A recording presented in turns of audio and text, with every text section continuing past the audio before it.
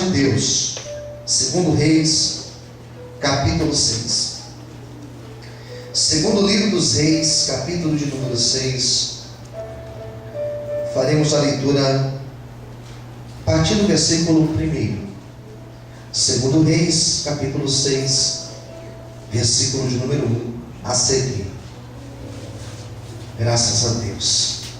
Percebendo com o seu amigo do lado aí, ou seu amigo que está sem a Bíblia, convide para ler junto com você a palavra de hoje. Segundo Reis, capítulo 6, versículo 1, a palavra do Senhor diz assim: E disseram os filhos dos profetas a Eliseu: Eis que o lugar em que habitamos diante da face nos é... Qual a palavra que tem aí? Estreito. Isso, nos é estreito. Vamos, pois, até o Jordão e tomemos de lá cada um de nós. Percebe que todos deveriam ir. Uma viga, e façamos-nos ali um lugar para habitar. E disse ele: Ide. E disse um: Serve-te de ires com os teus servos. E disse: Eu irei. E foi com eles. E chegando eles ao Jordão, cortaram madeira. Sucedeu que, derramando um deles uma viga, o ferro caiu na água. E clamou e disse: Ai, meu Senhor, porque era emprestado. E disse o homem de Deus: Onde caiu? E mostrando-lhe ele o lugar, cortou um pau, lançou ali e fez nadar o ferro. E disse: Levanta-o. Ele estendeu a sua mão e o tomou. Amém. Feche os olhos. Senhor, meu Deus e Pai, fale conosco, Senhor, nesta noite, através da palavra que será ministrada. Revela o teu querer, Senhor. Revela a tua vontade para as nossas vidas. Nós estamos aqui hoje, Senhor, com o propósito de ouvir tua voz. Venha nos abençoar, Senhor, de uma maneira gloriosa, através da palavra que agora será ministrada. É o que eu te peço e te agradeço, em nome de Jesus. Amém. Você pode desocupar sua mão e aplaudir bem forte a mão do Senhor nessa noite.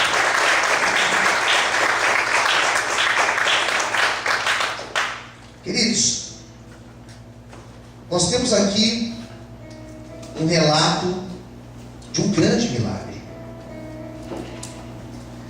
Milagre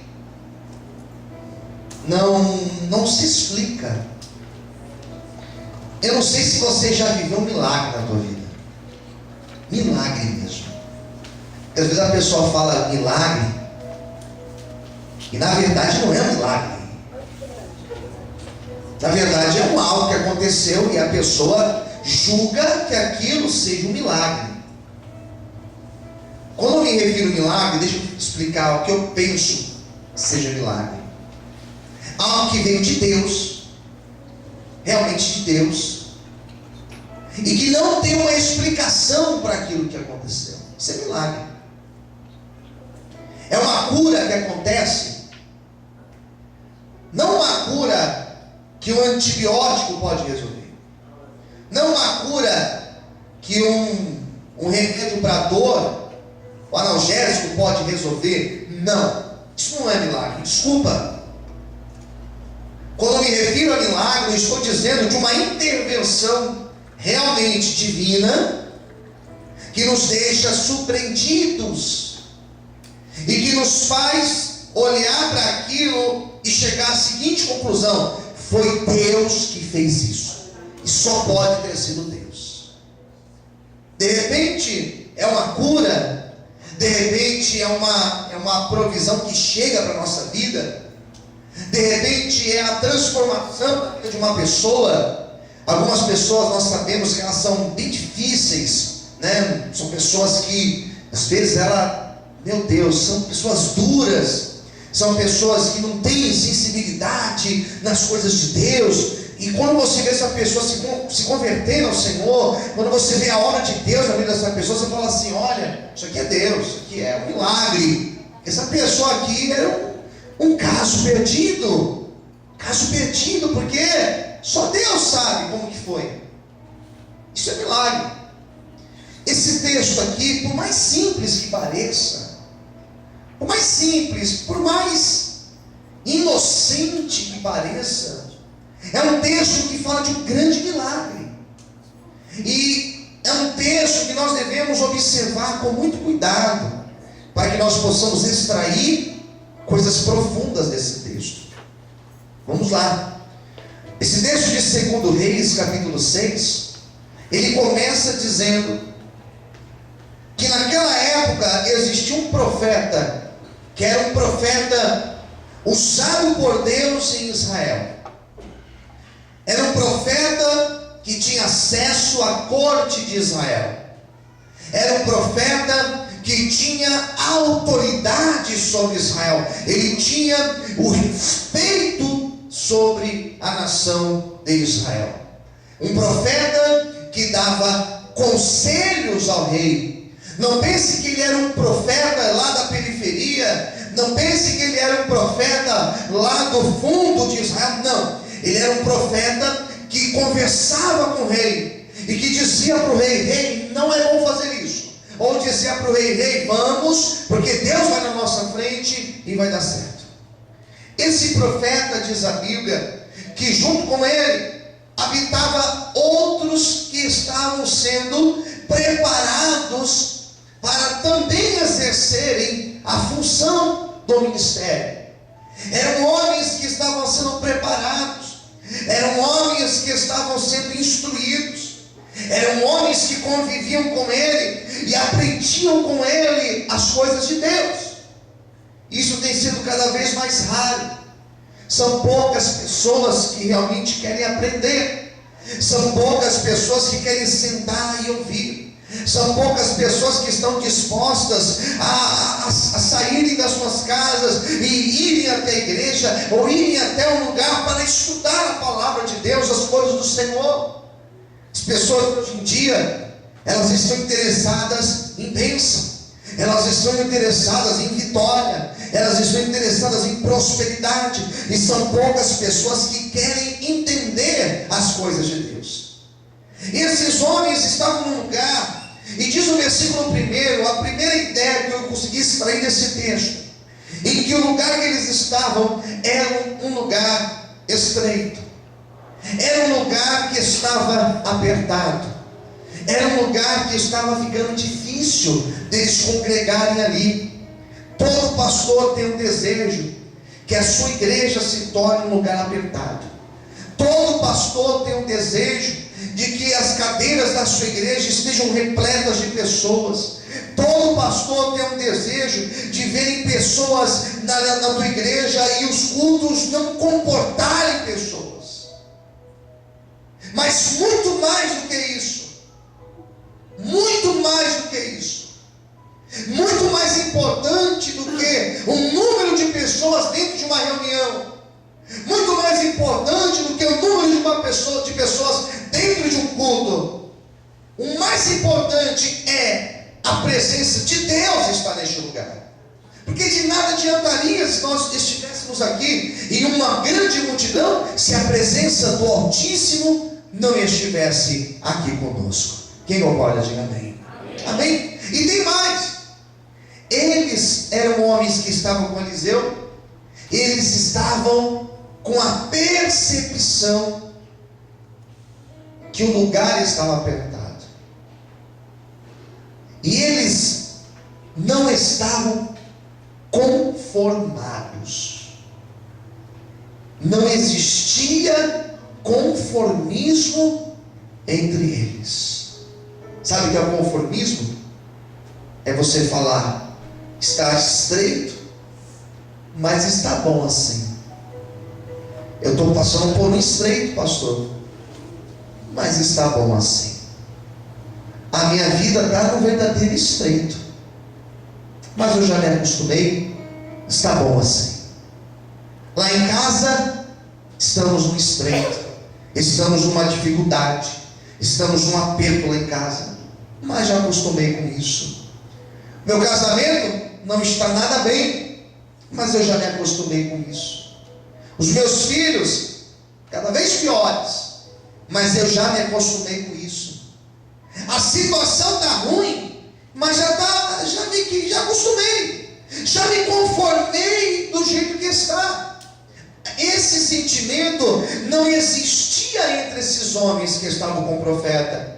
Eles aprenderam ali com o profeta que Deus, Ele sempre tem o melhor para nos dar. Eles aprenderam que com Deus Ele sempre tem algo bom para fazer na nossa vida.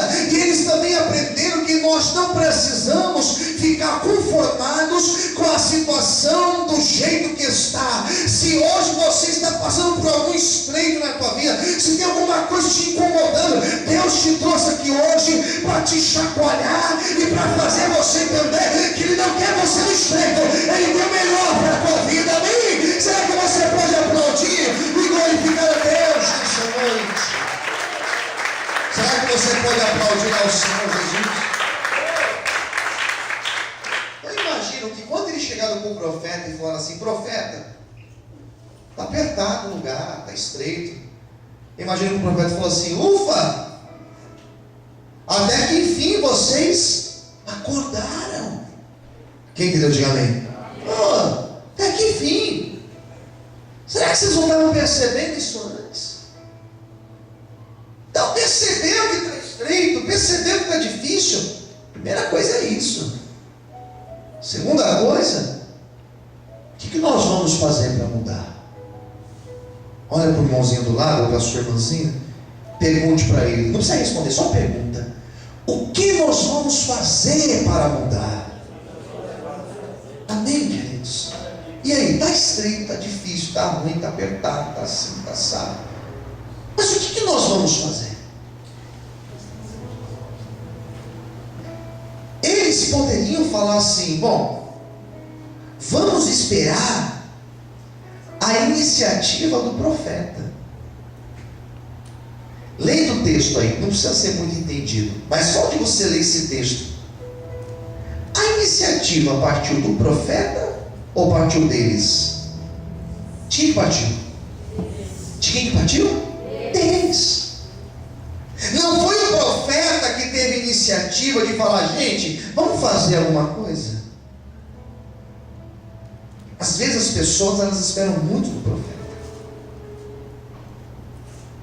Às vezes as pessoas esperam muito de Deus, que Deus faça tudo, né? Amanhã eu tenho uma prova para fazer na escola, na faculdade, vou orar, Deus me abençoa, me dá graça para eu tirar uma boa nota. É assim que funciona? É assim que funciona, sim ou não? Não. Eu vou estudar.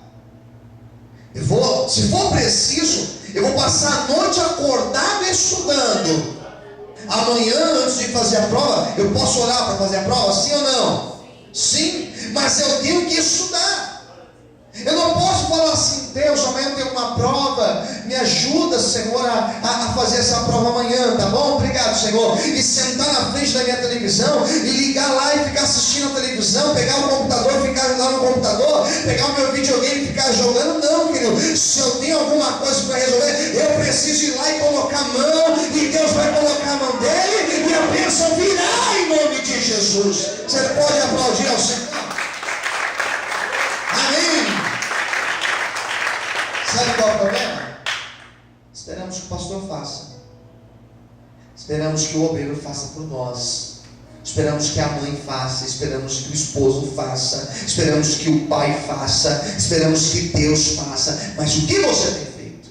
Profeta, a gente precisa fazer alguma coisa. Profeta, maravilha. O que vocês têm na cabeça aí? Qual que é o plano? Qual que é o plano de vocês? O plano é o seguinte: ir até o Jordão. 2. Ir até lá o Jordão, Rio Jordão. Cada um de nós cortar uma viga e trazer uma viga para aumentar a nossa casa. Era uma casa de madeira, né? Então nós vamos buscar as vigas e nós vamos ampliar a casa.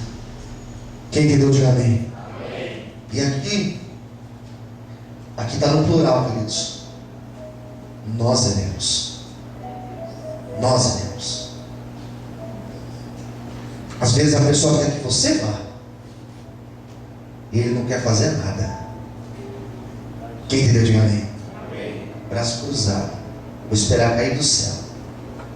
Senta, ou melhor, deita. Espera deitado cair do céu, que não vai chegar na tua vida. Tem um monte de gente frustrada na igreja. Fiz a campanha e a porta não abriu.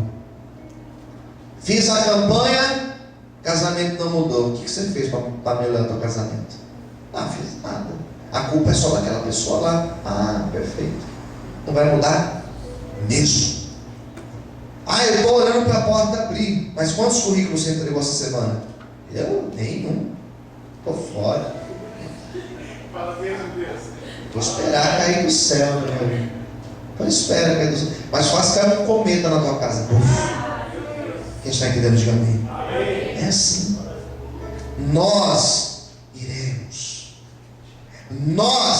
Todos nós iremos trabalhar juntos. Todos nós iremos colocar a mão na massa. Todos nós iremos cortar lá com a madeira. Vai ter calo na mão. Todos nós vamos trabalhar. Porque quando todos estão juntos, quando todos estão no mesmo propósito, a obra cresce, o milagre acontece, a provisão vem. Por isso que hoje nós estamos aqui para orar em concordância. E eu tenho certeza que o favor do Senhor virá sobre nós. Em nome de Jesus. Amém. Vamos aplaudir e glorificar a Deus. Você pode aplaudir o Senhor? Amém? Esses dias aí, os jovens me procuraram. Uns 15 jovens. Ó, pastor, nós estamos aqui com um projeto aqui. Eu amo. Qual que é o projeto? O projeto é esse daqui, ó. Tá. Qual que é o plano que vocês têm? O plano é esse daqui, ó. Então nós vamos lá, vamos fazer. E a obra vai crescer com isso. A obra vai crescer com isso. Porque não estão dependendo do pastor. Não estão esperando que o pastor fale. Estão tendo iniciativa. Olha para o seu irmão e diga para ele assim: sabe o que Deus quer nessa noite? Não, essa coisa aí está misericórdia. Fala para o seu irmão: sabe o que Deus quer nessa noite? Que você tenha iniciativa para que Ele possa te abençoar. Quem entendeu, diga amém. Eu vou dar o primeiro passo e Deus vai me abençoar no próximo passo. Amém, amados? Podemos aplaudir mais uma vez ao Senhor Jesus? Senhor, glória na sua palavra. Amém? Versículo 3. Daí mudou agora, hein?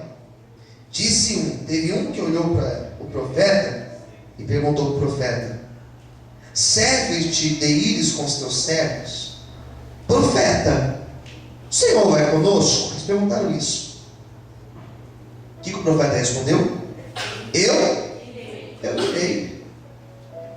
Se eu vou, é lógico que eu vou. Sabe por que eu vou? Porque eu preciso ser o exemplo. Eu vou porque eu sou exemplo. Eu preciso ser o exemplo. Às vezes as pessoas vêm reclamar de alguma situação para mim. Eu ouço e depois eu pergunto: mas o que você tem feito? É fácil nós reclamarmos que nós moramos num país corrupto. Fácil a gente reclamar, né? Reclamar no Face, reclamar nas rodinhas de conversa. Ah, que é o Brasil, que é os políticos, tá? O que você tem feito? O que você tem feito? Por exemplo, daqui a pouco as eleições vão chegar aí. Quem que você vai votar para presidente, por exemplo? Você sabe quem você vai votar para presidente? Você sabe qual é o caráter, ou se você está vendo, você está procurando entender quem é essa pessoa. Governador, você vai votar em quem para governador? Deputado federal, você vai votar em quem? Vou votar no fulano de tal, porque ele jogou no São Paulo, pastor. Vou votar nele, poxa. É por causa disso que eu vou votar nele. E nós reclamamos. Nós reclamamos que as coisas não estão indo bem. E às vezes nós somos desonestos com as nossas coisas. E queremos que todo mundo seja honesto. Às vezes fazemos um monte de gato na nossa casa. Às vezes fazemos um monte de coisa errada durante o dia. Às vezes lá no nosso trabalho fazemos tudo errado. E queremos que o mundo seja melhor. Eu preciso ser melhor. Eu preciso primeiramente dar o exemplo. Quem é só entendendo, diga amém. Então o profeta falou assim: eu estou junto com vocês. Esse profeta agora, ele representa eu e você. Porque o profeta poderia falar o seguinte: vocês vão lá, eu vou ficar aqui. Mas o profeta falou: não, eu vou junto. Vou levantar cedo junto, eu vou lá com o machado junto, nós vamos lá cortar madeira e nós estaremos juntos nesse projeto. O que eu tiver que fazer, eu vou fazer junto com vocês. Quem está entendendo, diga amém. Estarei junto. Não vou ficar aqui na rede enquanto vocês estão lá trabalhando. Saia da zona de conforto e entenda alguma coisa: se você não quer sair da zona do conforto por bem, Deus vai te tirar de lá de alguma forma, mas Ele quer que você se mexa para que as bênçãos dele comecem a vir sobre a tua vida, amém? Você pode aplaudir o Senhor Jesus? Glória a Deus, amém. Aquelas pessoas que no final do ano elas oram: esse ano aqui eu quero tudo diferente. Tudo diferente. O que você fez de tudo diferente? Colocou roupa branca? Colocou roupa amarela? Não, isso não muda nada, irmãos. Para que o ano seja diferente, as minhas atitudes precisam ser diferentes. É uma lógica: 1 mais 1, 2. Se eu quero mudar um pouquinho, eu tenho que colocar 3 mais 1, 4 mais 1, daí muda. Versículo de número 4. Foi com eles, chegando eles ao Jordão, cortaram madeira. Eles estavam ali trabalhando. No meio do trabalho, 5.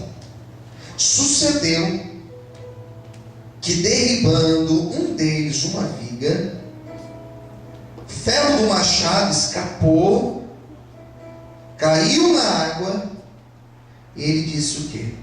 Ai, meu Senhor, porque era emprestado. Daí tinham trabalhando lá, queridos, um deles, cheio de boas intenções, trabalhando ali, pá. De repente, aconteceu aquilo que nós chamamos de um acidente. Um acidente aconteceu. Acidente é uma coisa que acontece sem programar. Acidente. Nós não programamos, mas aconteceu um acidente. Tem gente que até engravida assim: a gente não esperava, engravidou, um acidente, né? Mas cuidado, né? Acidentes acontecem no trânsito, acontece às vezes no trabalho, no ambiente de trabalho. É perigoso isso. Tem algumas profissões que não pode acontecer acidente. Um avião, quando acontece acidente, geralmente é fatal. Um médico, um cardiologista, aconteceu um acidente, é perigoso. Qual foi o acidente aqui? O ferro do machado escapou e caiu na água. Aqui começa o milagre, queridos. Quando o ferro cai na água, aquele jovem colocou a mão na cabeça e falou assim: ai, meu Senhor, era emprestado. Eu peguei essa ferramenta emprestada de uma pessoa, peguei de um fulano esse machado, não era meu, e de repente o ferro escapou e caiu lá no meio do rio, ali, naquela região ali. Coisa terrível, irmãos. É você sofreu um acidente, aconteceu um imprevisto na sua vida. É terrível isso. Estava tudo indo bem, a obra estava indo e de repente aconteceu esse incidente e tudo para, todo o projeto para. Não, Deus é maravilhoso, porque ainda que aconteça um acidente, ainda que aconteça um imprevisto, o nosso Deus, Ele é poderoso para não deixar a obra dele parar. Eu não sei qual é o acidente que aconteceu na tua vida, mas o projeto de Deus, Ele não parou na sua vida, Ele vai continuar. Diz o Senhor para você nessa noite. Você pode aplaudir e glorificar a Ele bem forte. Aleluia. Às vezes tropeçamos, às vezes escorregamos, às vezes nós estamos lá, irmão, só com a madeira do machado batendo e nada está acontecendo, nem percebemos que o ferro caiu. E Deus é tão maravilhoso, irmãos, que até no acidente Deus opera o milagre. Fala para o seu irmão do lado: até no acidente, no meio do percurso, Deus opera um grande milagre. Amém? Aqui começou o milagre, porque o homem de Deus, versículo 6, o homem de Deus fez uma pergunta para ele. Qual foi a pergunta que ele fez? Bem simples. Qual foi a pergunta? Leia para mim. O que ele perguntou? Onde caiu? Interessante, irmãos, que Eliseu, aqui no versículo 6, não aparece o nome Eliseu. Você percebeu? Aparece o quê? Homem de Deus. Isso aqui é um exercíciozinho de hermenêutica. Por que não apareceu aqui? E Eliseu disse. Apareceu o seguinte: olha, homem de Deus. Eliseu era um homem de Deus. Nós usamos hoje muito fácil essa expressão, homem de Deus. Ah, fulano ali é um homem de Deus. Ah, aquela irmã ali, e aquela irmã ali é uma mulher de Deus.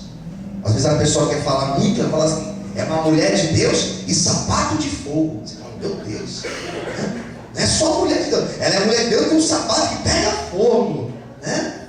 Ah, aquele irmão é um homem de Deus, ele é um varão de fogo. Você fica imaginando uma vara bem grande pegando fogo, né? Ele é um homem de Deus, e ele, como homem de Deus, ele perguntou para ele: onde caiu? Esse negócio aqui, homem de Deus, significa o seguinte: ele tinha intimidade com Deus. E a única pergunta foi essa: onde caiu?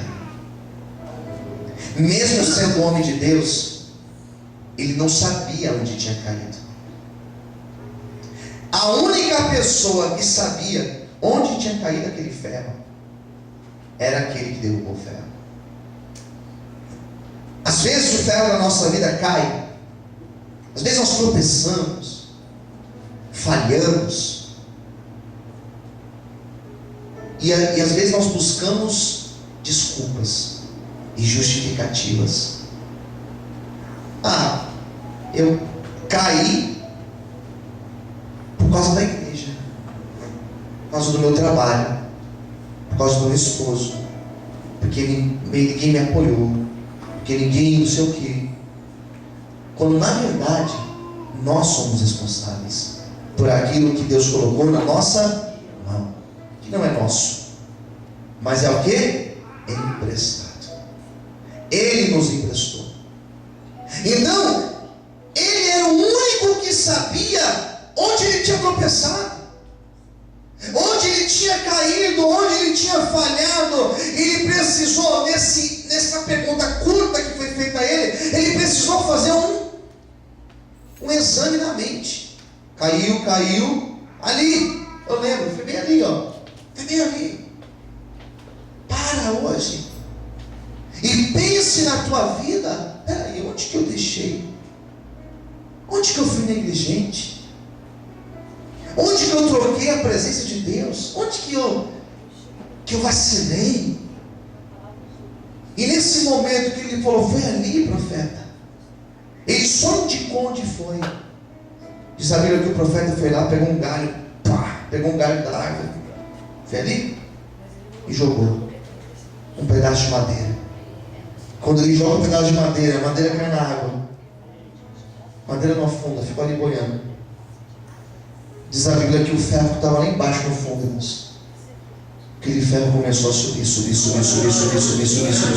e veio para a superfície das águas, e aquele ferro que estava afundado, aquele ferro ficou boiando, como se fosse uma garrafa PET, como se fosse um pedaço de papel, aquele pedaço de ferro ficou flutuando. Sabe o que eu entendo, querido? Que quando Deus coloca a mão nele, a pessoa pode estar afundada, a pessoa pode estar no buraco, ela pode estar no abismo, ela pode estar longe. Quando Deus põe a mão nele, não tem jeito, Deus levanta, Deus restaura e Deus faz uma grande obra acontecer. Será que você pode aplaudir e glorificar a esse Deus que é maravilhoso e tremendo e santo?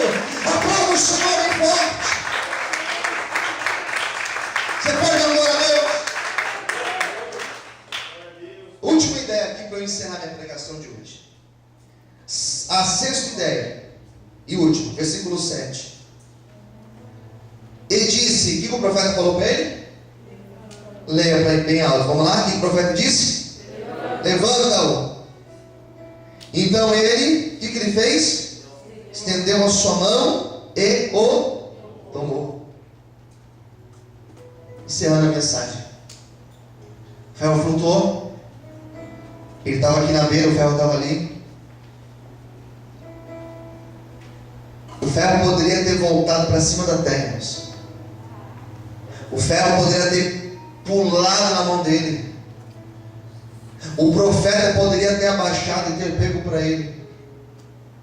O profeta falou, vai lá e pega. E para pegar, irmãos, e para receber de volta o que perdeu.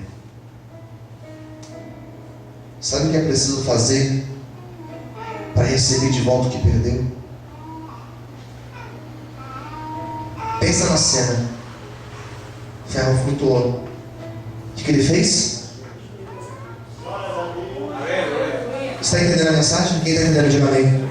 Feche os teus olhos. No momento que ele se curvou, você vai imaginar a cena na sua cabeça agora, na tua mente. No momento que ele se abaixou, no momento que ele ficou de joelhos, ele colocou a mão na água, ele foi se abaixando, e nesse momento que ele se abaixou, ele pega o ferro de volta, e ele levanta, e o ferro estava agora na mão dele. Sabe o que Deus está dizendo para mim e para você nessa noite? Para acontecer restituição tem que se abaixar, para acontecer restauração tem que se curvar, para acontecer milagre, para Deus trazer de volta aquilo que você perdeu e jamais poderia ter perdido, para a presença dele voltar para ti, é preciso você se curvar, amigo, é preciso você reconhecer que ele é Deus, é preciso você dizer, Senhor, eu preciso de ti. Quando você faz isso, aquilo que você perdeu volta, aquilo que foi roubado volta, aquilo que o diabo tirou, ele volta para tua mão.